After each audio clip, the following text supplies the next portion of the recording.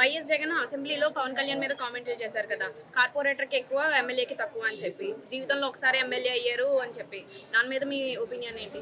ఆయన ఎమ్మెల్యే ఎన్నిసార్లు ఏంటంటే జీవితంలో ఆయన ఒకసారి కదమ్మా వీడు ఈ ఎన్నికతో రెండోసారి. ఈ ఎన్నిక అతను నెగ్గిందే కాదు కదా, అది మేము ఇచ్చిన భిక్ష కానీ ఆయన నెగ్గింది కాదు కదా. ఆయన కార్పొరేటర్కి ఎక్కువ ఎమ్మెల్యేగా తక్కువ అన్నాడు.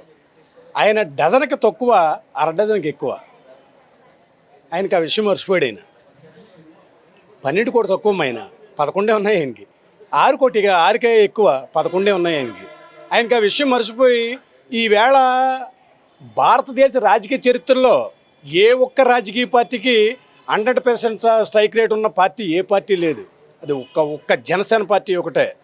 అతను ఎన్నైతే పోటీ చేశాడో అన్నీ కూడా నెగ్గి చూపించాడు. ఆ రోజున అతను మచిలీపట్నం సభలో నిన్ను అతపాతాళం తొక్కుతానని చెప్పాడు, అలాగే తొక్కాడు. అయినా సరే ఇంకా ఆయన గురించి అలాగే మాట్లాడడం అది ఎంతవరకు కరెక్ట్ అంటారు? ఆయన తెలుసుకోవాలి. ఆయన గురించి మేము తప్పుడుగా మాట్లాడతాం కానీ ఆయన ప్రతిపక్ష నాయకుడు. ప్రతిపక్షం కావాలని అడుగుతున్నాడు ఆయన. అది గొప్ప చిత్రం. ఆయనకి ప్రతిపక్షం ప్రజలు ఇవ్వలేదు. ప్రతిపక్షం ఎలాగొస్తుంది?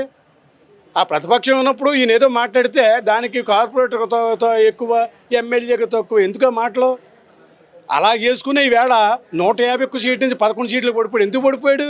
ఒక్క పవన్ కళ్యాణ్ అనే నాయకుడిని తిట్టడం వల్లే, తిట్టించడానికి 5 మినిస్టర్లను ఇవ్వడం వల్లే ఆయన ఈవేళ ఆ స్థాయికి దిగజారిపోయాడు.